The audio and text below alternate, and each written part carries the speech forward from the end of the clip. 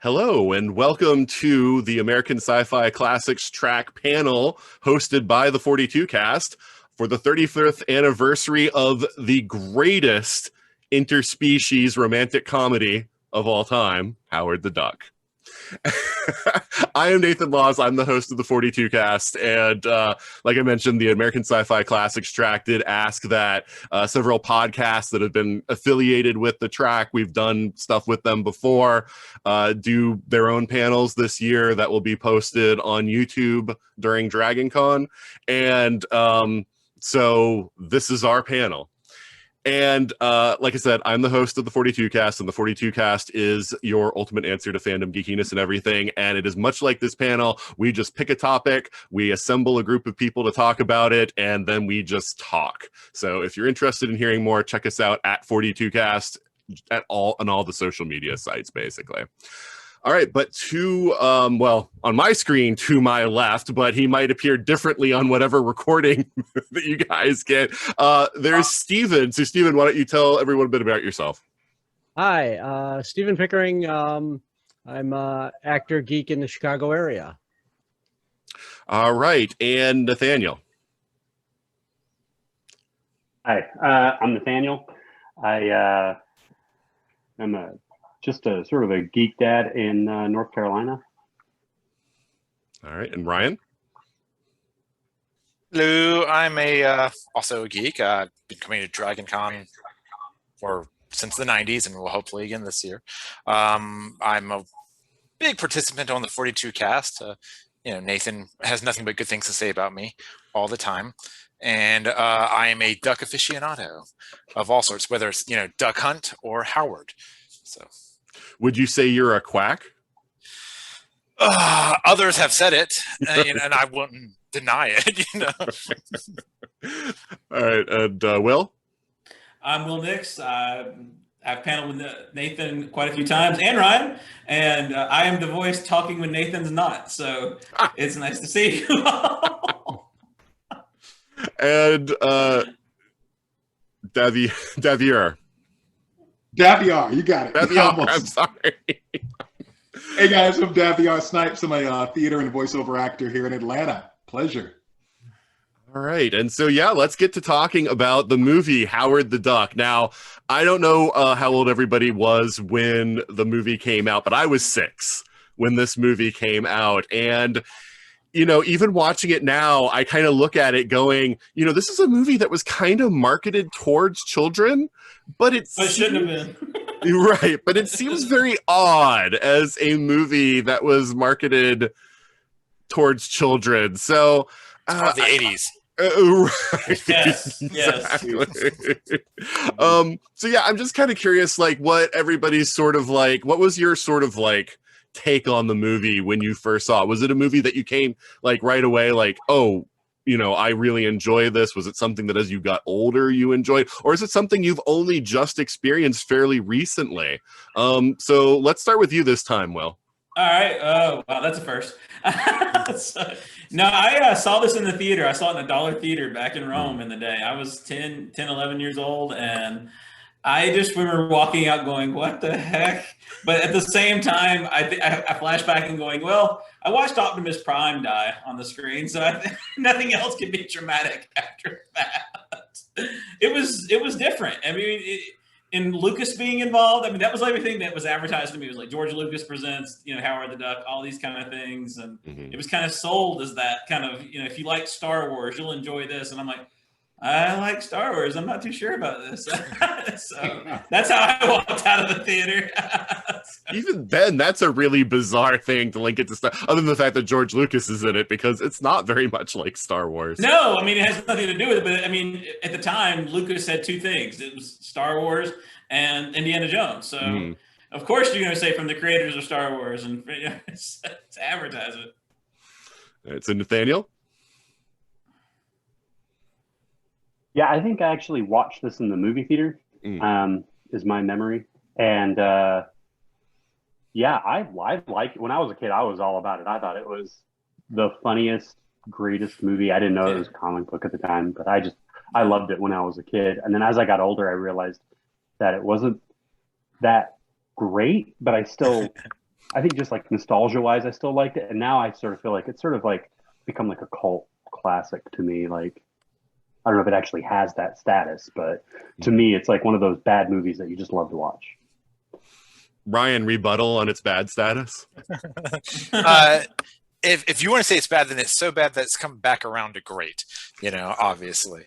I honestly don't know when I first saw this movie. I honestly doubt I saw it in the theater, just because I know my parents would not have taken me to see it. So I just kind of, all my life, it was one of those shows that was like, oh, look, it's 2 a.m. on TNT. Howard the Duck is on, so I'm going to check it out. I think I saw it on like VHS like one time or whatever. And I watched it in preparation for this past weekend online, and realized, wow, there's actually quite a bit that they don't show on broadcast cable. It's not quite the movie I remembered, but it's just better for that. You don't own the Blu-ray? I don't. I know. Oh my God. I'm lazy. Blu-ray, you'd have to get up and put something into it. Oh God, that's so hard. Streaming has caused me to gain 20 pounds. Exactly. Right, Dad VR? Yeah, man. So I was about 7 when this came out in '86, and I would say I started watching it a year later, in about '87, because it was on rotation on HBO. As a child of the 80s, it was one of those HBO classics that was in that loop of like 30 films that they showed around the clock. And every time it came on, I was 7 or 8 at the time, I would just watch it because it was a talking duck, but also Leah Thompson, because I was a huge Back to the Future fan at that point, and Leah Thompson was like the classic like little boy crush. So she was actually probably the biggest draw for me. And then I had like the bonus of the talking duck to go with it. But yeah, so that's, and it was just, again, during that time period, I probably watched it like once a week because it was regularly on rotation on HBO that much. That's funny because like that was Willow for me, which was another George Lucas movie. I saw it on HBO like 24 times probably whenever it was there in their rotation. So Stephen, what about you? Well, first I'm like the geriatric of the crowd. I was fully an adult when this thing came out. And as a kid, I was a huge Howard fan, and I read Howard comic books. I was really looking forward to it. And this was a film that really broke my heart in so many ways. Not the least of which, I think the first time it really broke my heart was the marketing. I remember the marketing. They didn't want to show you the duck. They didn't want to show you what Howard looked like in all the marketing. And then when I finally saw him, I realized why. Yeah. They went through the whole. They went through most of the movie not wanting to show you. The first like 10 minutes of the movie, you don't even see him. He's like in shadows and stuff. So. Yeah. And it was heartbreaking. As a fan of the Steve Gerber comics, it wasn't there. It wasn't it. All right, bringing us down. All right, sorry, man. But yeah, no, I saw it. Like I said, I don't know if it was the next year or not. I know that I saw it as a video rental rather than at the movie theater. And just the mom and pop store that we had for video rentals in those pre-Blockbuster days, and watched it. And yeah, like I took to it. Like, I don't know what it was about it. I was typically a fan of sci-fi adventure type stuff. And despite the fact that it was kind of weird, in concept, it's, the dark overlords of the universe were sufficiently scary. And, it was just one of those things that seemed intense and exciting, to a young person. And yeah, I mean, you can't underestimate the Leah Thompson factor either. You just thought you had a shot at Leah Thompson. Because, all right, and to just put it out there, even though Back to the Future may be a better film, she is way hotter in Howard the Duck than she is in Back to the Future. Yes. There's a reason there are just 6 guys on this panel. Hi, welcome to the Leah Thompson panel. Let's all talk about Leah. It's going to talk about how hot Leah Thompson is. She is by far the best thing in the movie. Oh, come on. Tim Robbins is great, right? Tim Robbins, Tim Robbins is in it? I've seen Tim Robbins be great. But yeah, so, Stephen, why don't you elaborate a little more? Because I think you're the one that's probably most, up on Howard as a comic character, you know, I have very little familiarity with him as a comic how did character. he miss But the mark? Well, and as I picture Howard, Howard always kind of struck me, even as a kid, I guess. He's kind of a blend of like a film noir and that Jack Kirby, like bright color art, and H.P. Lovecraft in sort of a weird, put those in a blender sort of thing. It's an interesting meld, and it always kind of struck me as not really belonging in any sort of genre, even in comics. And it was the first comic I think I remembered it actually satirizing comics and poking fun at comics. Mm-hmm. And that was entertaining to me as a kid. And so that's, I think, one of the things that I was really looking for to translate to the film was that sort of dark style, that the satire of the writing, because it was a really deep, almost cutting satire. It wasn't the jokiness of the film.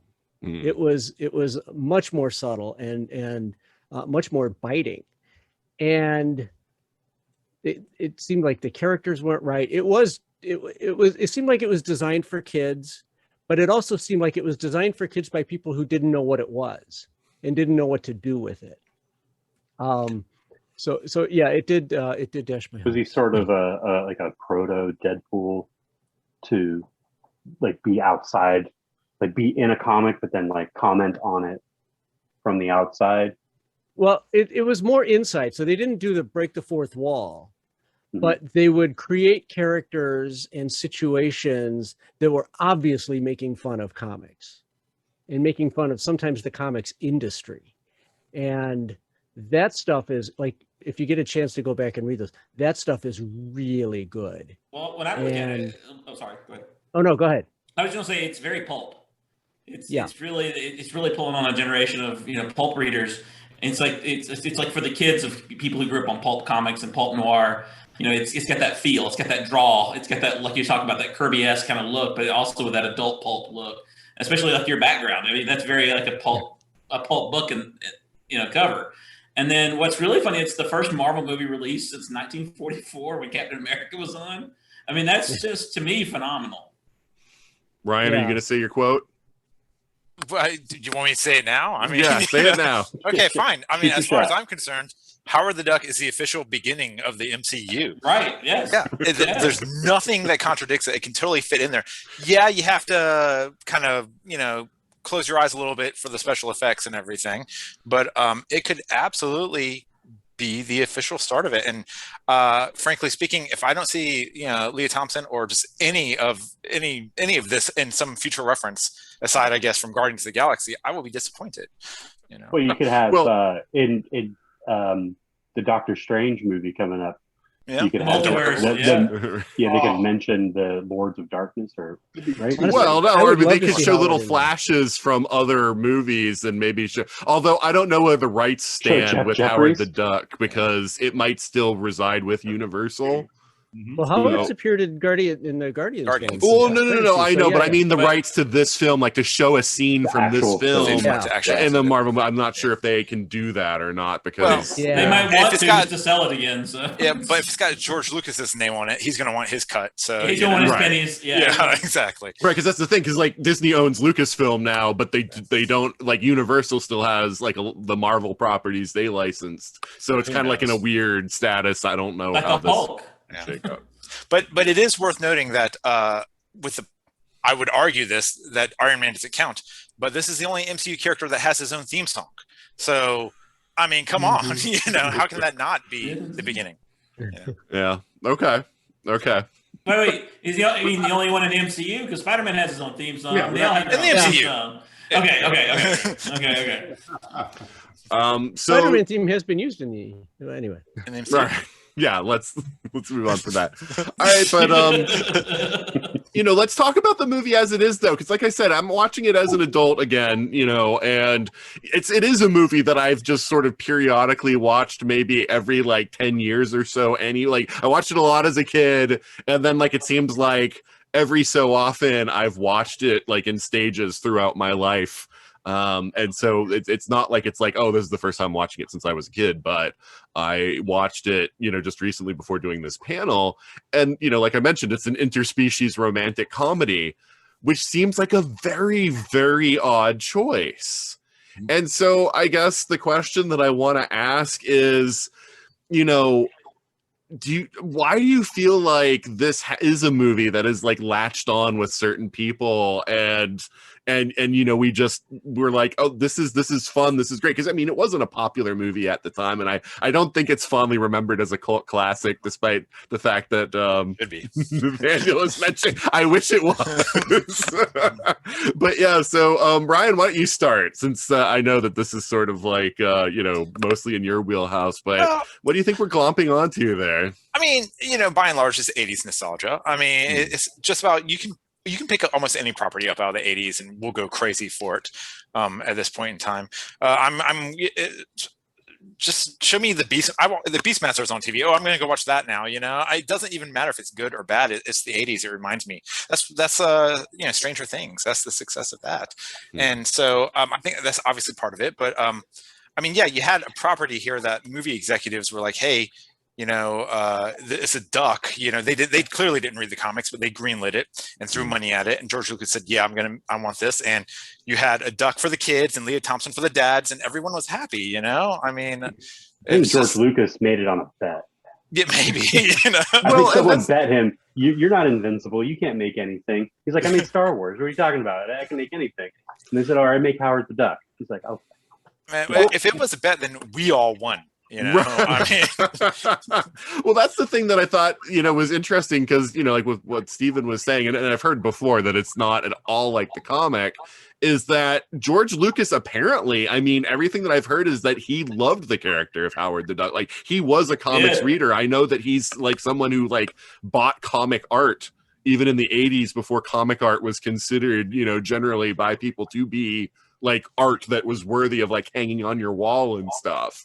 And so it just seems interesting to me that he would make a movie that's so far off from, like what the character is, even though he loved that character. And that kind of goes along with how the 80s and the 70s treated comic book characters, though. I mean, the Incredible Hulk TV show is nothing like the Incredible Hulk comic book.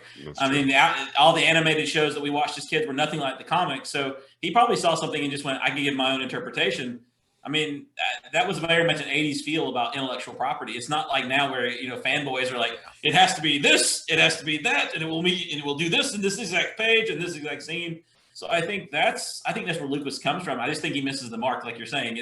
It went a little bit. You're like, you're just kind of tilting your head at the end, going blink, blink. That's interesting. I just always find it funny that Green Lantern pretty much stole the plot to this movie. If you think about it, Green Lantern, the movie, is pretty much Howard the Duck, the films. Yeah, but who did it better? Howard the Duck. Howard the Duck did it. I mean, it's a heck of a lot funnier than the Green Lantern movie. So that's a really short race. I mean, well, it really comes down to which movie had more duck boobs in it. Yeah, Howard the Duck had 2 duck boobs, and Green Lantern had 0 duck boobs. So which had Leah Thompson in it. I mean, and Leah Thompson, right? Yeah, exactly. And considering you can make anything with the lantern ring, anything you can imagine, that's really just a failing on Ryan Reynolds' part when you think about it.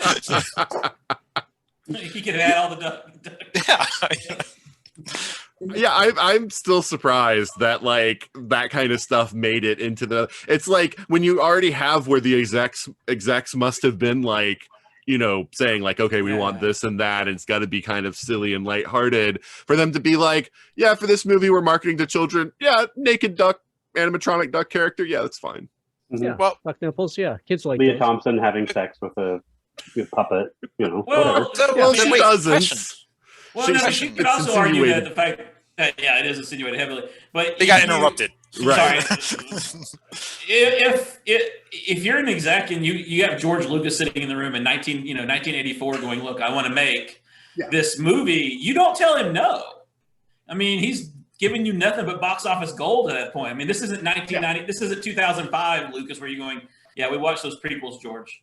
Yeah. We've seen how I think you're exactly right, man, because this is 2 years after the Temple of Doom. George Lucas and Steven Spielberg literally can do no wrong at this point. So basically, if George Lucas says, I've got duck boobs, I've got duck dick, I mean, whatever we're going to do here is going to be on the screen. It's going to sell. Like, yeah, it's going to make money. It's going to make money because it's George. So 100% on that. Yeah, Kenner's come along going, hey, can we make the toys? I mean, it's just... I mean, he took some of the lessons he learned in Star Wars to make the Howard the Duck animatronic head.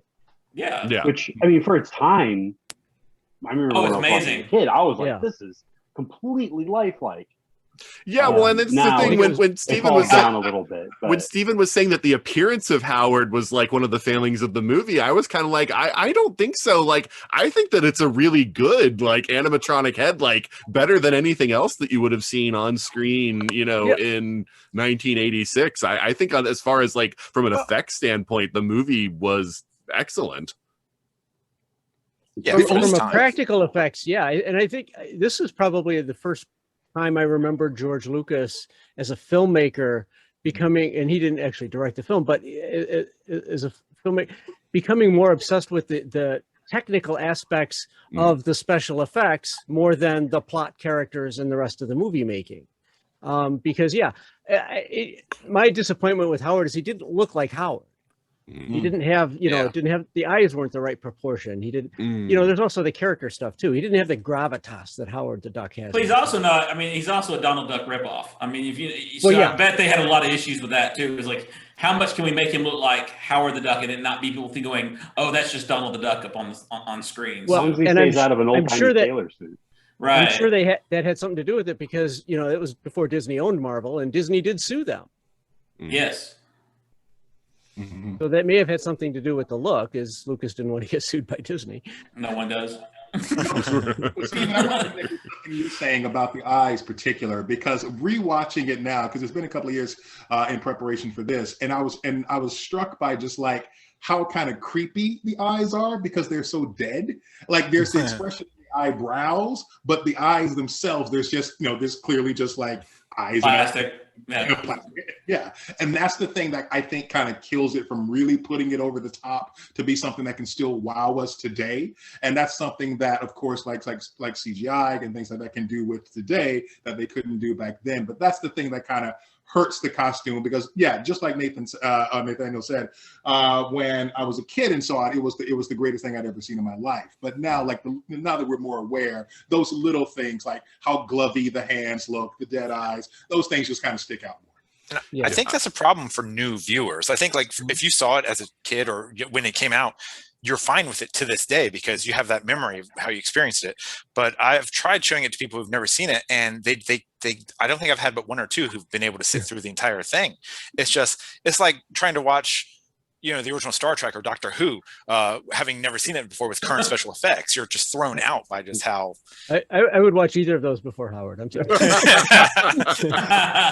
Hands down, not even a problem. Well, it's kind of like with the younger generation watching the original Star Wars films, and and the rubber masks and all that. And then my kids grew up on Clone Wars and the prequels, and I'm going, you disappoint me, children. Then I say, guys, rubber masks and spacesuits were awesome. Come on, Yeah, the thing that I noticed this time that's never really popped up to me, but this time I was watching it with a critical eye, was poor Leah Thompson has to like hunch down constantly to get in so that they can do shots. Like it doesn't make sense for her to be hunched down so her face is next to Howard's face and scenes, but she'll do it just so that she's in the shot with him. And it's just like, oh man, her back must have really hurt after.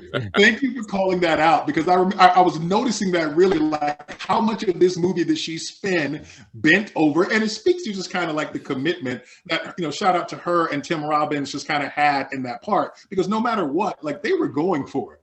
They were going for it 100%. And I think that's what kind of helps it stand the test of time so much is that they're not. I don't feel that they're. I don't feel like they're not committed. They're fully in, and whatever the scene is asking for, Leah and Tim are going for it, and I love it. This is one of Tim's first movies, right? I mean, it's before Bull Durham, so this is before he really hits it big. And Same year he had his bit part in Top Gun, so yeah. Right, yeah. I mean, this is. I mean, he's really starting to take off, and his character is over the top and funny, but you could tell that there's a good actor there. You know, Yeah, he really commits. He really commits. And I think Leah Thompson too. Just she didn't.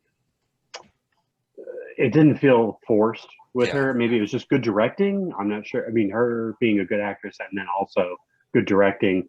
I think her performance and Tim Robbins' performance in it really just shone through that they're like, even though they're just acting with a little person in a rubber suit, they really bought into it. But they went also got the '80s bad guy. I mean, you know, Ferris Bueller. You know, he's like the bad guy. Yeah, the principal. I mean, he's the bad guy in every '80s movie. He's like, oh, we need a jerk for this role. All right, I didn't look it up ahead of time. Was this made before or after Ferris Bueller? Same year. Same year. Oh, okay. Because I kind of have this headcanon now where like after this horrible experience, like he's like, I'm done being a scientist. I'm gonna go be a principal. You know? And get tortured the same. That's why he's such a jerk, and Ferris Bueller is he got space demons. Yeah, but when you think about it, Ferris Bueller is kind of the human Howard in a lot of ways. So I kind of totally see that. Yeah, I mean, but Leah Thompson, going back to her, I mean, part of it is, if we must, is that, I mean, the conviction, like we mentioned, like you believe that there is this relationship here, which I think is again one of the things that helps with practical rather than CG, where she's not just like staring at like a ball on a string or something and talking to it. Like Liam Neeson joke. Actually, something for her to work off of. But it's sexy in a weird way. And like as a kid, as you're getting up into that age watching this movie, it kind of adds to the sort of like the factor of like what's hooking you into it and just wondering like, are they gonna do it? Like, is this gonna actually happen? Like, because Howard, like, again, this is something that I didn't notice as a kid, but as an adult, Howard's kind of a cad. Yeah. Right? Like, we've got the postcard from the one woman that we see. There's a voicemail from a different woman. There's the picture of the two women with him in his wallet, and he's got the condom in his wallet. And it's just like, you get the idea that Howard's kind of a player. Scene, he was kind of like exhausted, where she's like, oh, I had this dream. I was ruffling your feathers. And he's like, oh my God. He's like, enough with this. It's too much. I mean, male ducks are notoriously, randy. So this isn't a surprise. Ryan, why do we know this? I mean, research. I mean, I can drop you some facts about ducks that have nothing to do with this. No, we're good. And corkscrews, let's say that. So Ryan, did this movie like sort of set a course for you in life? Did it like fascinate you about ducks? Ducks are furries? I don't know. All right, now we're learning stuff I don't want to know about you. No. I mean, Leah Thompson, yes, but ducks in general, no. But I mean, just later in life, I've learned a lot of, biology degree to do that to you, but a lot of interesting things about ducks. And then I go back and watch this. Yeah, like obviously the first thing that pops out are the mammaries and so forth. But yeah, it's just like, okay, how much do I have to turn my brain off to watch this? And the answer is it doesn't matter. I'm going to do it, Hey, here's the question. Did Lucas's wife leave him at this point? Because we all know the quality of his productions went down after she left. Mm-hmm. So, I mean, really, she wasn't there to edit it. Exactly. I thought you were going to say, like, did she leave him because of this movie? I can't be with someone who made this movie. I'm serious though. If you look at like the timeline of his good movies, after she's gone, it's like, oh, that's what happened to the Star Wars universe. Oh, that's what happened to this. I mean, because I really like Willow, so if she left him at this point, I think that Willow was really good. But it's also Ron Howard, so you gotta give Ron Howard some credit on that too. So, I mean, this didn't have Ron Howard too. I mean, this is a different movie if you actually have a good director. Okay, does anyone know who directed it? Because we've not said his name or her name. Willard Hyatt. Yeah. What else did he direct? Okay, I don't know, but I should look out so that I can avoid them. So, yeah, all right. Yeah. Well, my question is, what was this rated? Was this before PG? Because this would be PG-13. It was PG at the time. Because it was before PG-13. Right. Well, no. No swear words. I thought PG-13 was 84. Yeah. Oh yeah, no, then it's weird that it got a PG rating because it is definitely PG. Because you would think the duck boobs would have elevated it to PG-13. But PG-13 was weird back then. I mean, but that's the thing. They didn't market this to teenagers. They were marketing it to young kids. PG-13 would have and so again, I don't know why, because you could have easily just cut out him going through the bathroom. Easily. And just him going through the other, sections and out. Yeah. So it would have been an easy cut, but somehow that made it into the movie. Well, like there's also a brothel scene in addition to the duck boobs where Howard is working. Also, so there's a twofer in there, and we don't need these scenes, and you probably could have had more success. It's unemployment. The unemployment office that sends him to a job in a brothel. Which unemployment office is this? The Cleveland unemployment office. What other jobs do they have? Cleveland, the hellscape filled with it's Buffy, warrior reject gangs and biker gangs and stuff. So the director Willard Huyck directed some notable films as American Graffiti and Indiana Jones and the Temple of Doom. George Lucas. George Lucas. So a buddy or something, but he was able to pull performances out of the main character. The guy who directed American Graffiti directed Howard the Duck. American Graffiti 2, not. Okay, I missed that. Okay, it has to be 2 because Lucas directed the first American. Right, yeah, okay, that makes sense because there's a difference between American Graffiti and American Graffiti 2. It's like Grease and Grease 2. Yeah, exactly. He was a or writer 50s music. on American Graffiti. All right, so here's the thing. Like, obviously, looking back at this, the Dark Overlords of the universe, because they are sort of a stop motion animation. They do not age as well as some of the other visual aspects of the movie. But from a design standpoint, I think that those things are terrifying. Like, if you created like a CG model of that, like, this is one thing where I'd actually say like Lucas's desire to special edition, his stuff might work if he just wanted to touch up effects like the Dark Overlords, because those things were really, really scary and gnarly looking. And even when it's possessing, I want to call him Rooney. Jeffrey Jones. Jeffrey Jones. And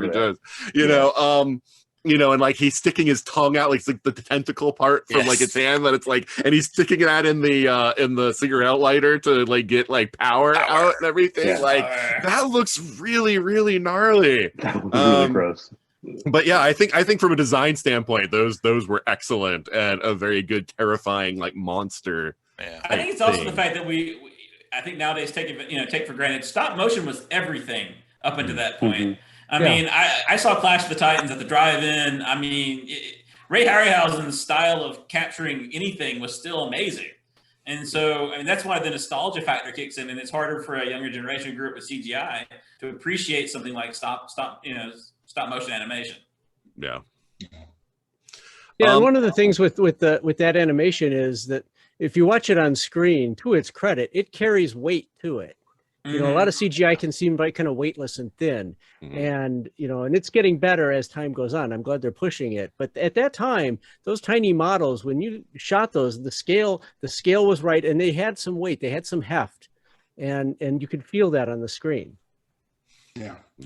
Well, Nathan too, and I appreciate you bringing up the Overlords, because it's that for me is just another one of those things that they just felt like they had to put too much into the movie, because I feel like it kind of takes away from what's really the comedy goal, which is Howard on planet Earth and just him interacting.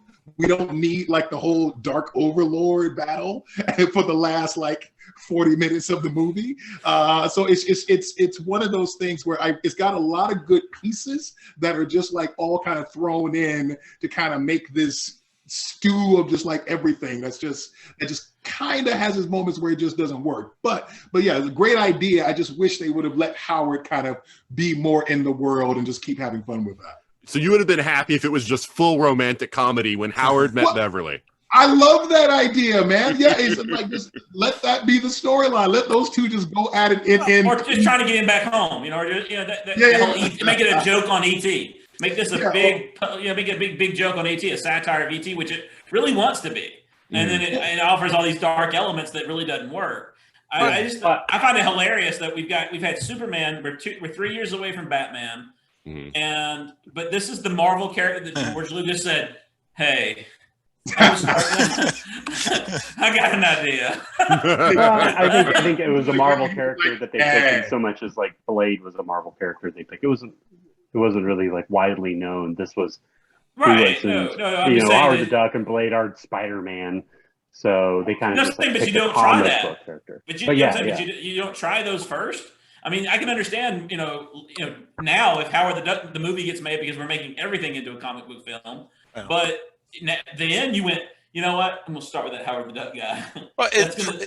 Well, it's George Lucas probably just said, which one will they give me the toy rights for? Right. Well, I mean, and even beyond that, though, even in the 80s, Marvel had licensed off a lot of its property to movie companies, even though the technology wasn't there to really bring them to life, but they just licensed them out. So, I mean, they've spent the last 20 years buying everything back up and needing Disney's help for the last few. Well, I mean, Stan Lee once said the reason why he didn't have a cinematic universe is the fact that he sold it to anybody that came along with a check. I mean, he's like, oh, you'll buy Spider-Man? Sure. You'll make a movie out of him? Sure. Yeah, so Howard was probably a character that still could be licensed. It was this is what we still have available that we can sell you.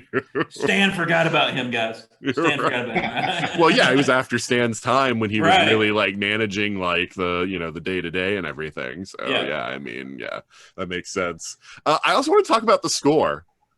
God. Howard the Duck. Yeah. Oh, well, that's great point, Nathan. Because one of my first notes is, why does this movie open up with a 1940s noir jazz score?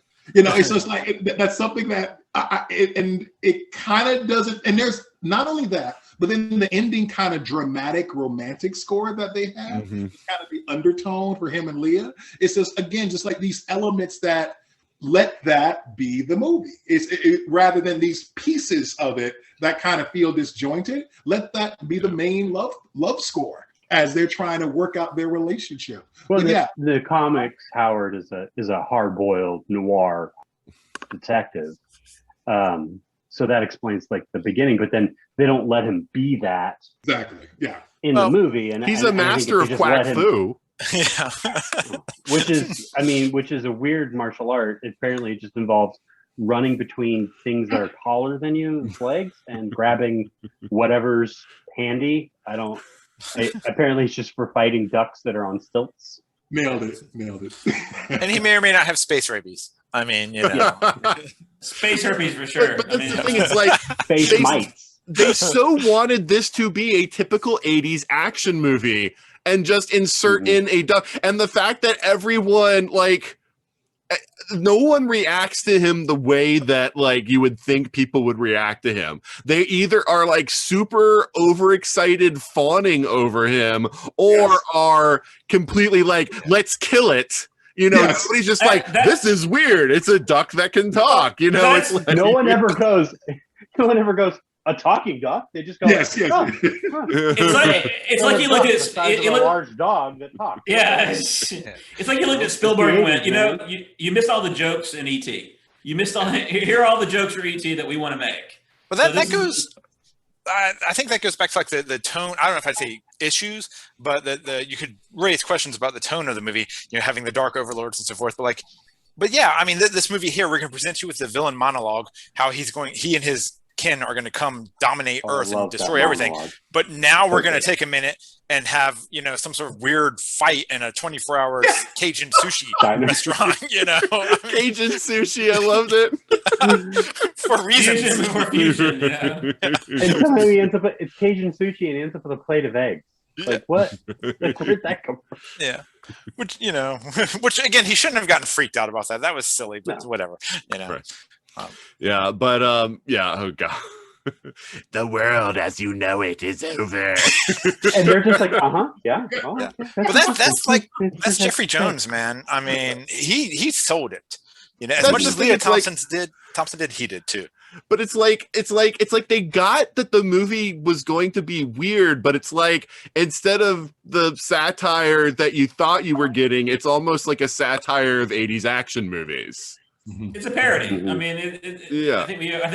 I think the comic book's a satire. This is a parody, and you know we have to draw that line. Satire is making a commentary. This has no commentary. This is nothing. This is a soulless film in the sense of trying to make commentary. It is what it is. It is a duck running through the streets making jokes. No, like you said, either people love it or they hate it. They have no in between, and it's just okay. We accept that because 80s and drugs. Sure, you know. That's true. All it was missing Howard was like does a have line some of of the cocaine or best something. lines. Right, like Yeah. But I do like that main theme that they have. Like it almost sounds like the Back to the Future theme. That dun dun dun. It's almost like you. is it John Williams? Like Did they get John Williams? It was John Barry. I Very had to look it good. up because I wasn't a huge fan of the music, to be honest. I thought it was a little bombastic and didn't quite fit. But it was, and I was shocked. It was John Barry who wrote like the James Bond theme and has written music I for got a that. number of James Bond movies. Wow. And he's Yeah. a I can hear brilliant story guy. And I'm like, what happened here? How'd you miss the note so much, bro? But that's the thing. I think that's the thing. Nathan, you asked a question earlier, like how has this thing just stood the test of time? I think it's just all of the people that are associated with it. Like it's insane Right. from top to bottom. Like, and these were people who were not like at their peak. Some of them would still go on to do greater things. And it's Oh, okay. Lucas Yeah. would like to argue that he peaked at this film and never got any better. I mean, but you can watch it and see. You can watch and go, "Oh, I recognize this person. Who is that?" And then, for just 5 seconds, you've got all these actors who've gone on to do so much more. Yeah. Yeah. It's a fair point because it does. I mean, it reawakens if you were lucky enough to watch it as a kid, which I was not. But it does reawaken those childhood memories and everything around seeing that film. It brings that up, and that's a nice warm fuzzy feeling. And yeah, to its credit, the acting in this thing is really solid because when you've got a script with dialogue this bad, and you're working with somebody who's 4 feet lower than you are, and I don't know how they're framing these shots, but the acting has got to be really good to make that work. And these actors, it is really solid film acting, given they don't have much to work with. Yeah. I mean, like I say, I think everyone they did this sort of slightly amused acting. Like it's even Leah Thompson, who's romantic lead, really. She's still playing it with sort of like a wink and a smile. Like, I get that this is silly. I'm going to sell that I'm in love with this duck. But also, though, I'm also kind of winking and kind of smirking about it at the same time. And I think that gives it a kind of charm, as they're in on the joke. And I think that's important is that it doesn't try. That's the other thing about the movie. And I appreciate it still for that. It doesn't ever take itself seriously. Yeah. It's not ever in one moment you're like, this is when let's reflect on this being a duck. No, we don't do that. We're just going to have some fun and some gags. And I think that's why it reached to me is, when I was 10, it's like, you enjoyed this. You just like, this is so silly, goofy. It's a 10-year-old film. But the problem is, like you said, there are elements to it. If my parents had known what I was going to see, they're like, you're not going to go watch that. That's trash. I mean, my parents are bad parents. I'm kidding. But are you? I am kidding. My dad took me to see awesome films as a kid, and if I saw this with him, he'd hit me in the head going, "You're now dumber because of this movie." I'm sorry. All right, so we're gonna have to wrap things up because we're getting kind of late on time here, but I did want to ask because as we were talking about doing this panel, the news came out that Leah Thompson has said that if Marvel ever wants to do anything more with Howard the Duck, she wants to direct that movie. So what do you guys think of that idea? I'll start with you, Nathaniel. I think it's a hell of an idea because Leah, as we all have said through the course of this talk, she was one of the highlights of the movie. And I think, so she really clearly cared about what she was doing at the time. I think she would bring a lot of integrity to the part. Give her that shot. I would love to see what she would bring to that. Okay, Stephen, as someone who wasn't too enamored with this movie, what do you think of the idea of Marvel doing more with Howard the Duck? I'd love Marvel to do more with Howard the Duck. You couldn't do worse, so why not? But I actually, I right now, based on what I've seen of the films, I would like to see maybe a James Gunn or Taika Waititi try to take a look at what they could do and bring some of the noir and some of the cosmic elements in and make it a lot more sarcastic without being overtly funny. Right? Yeah, try not to make it a comedy. Yeah, I've said that the Guardians of the Galaxy movies were James Gunn auditioning to do a Howard the Duck movie. Yeah. Yes. And a Guardians or a Doctor Strange would be, I'd love to see Howard the Duck in one of those, just because it would be so odd. And the cosmic stuff works so well. But I want to see that noir element, and I want to see Howard have some gravitas. Okay. What about you, Will?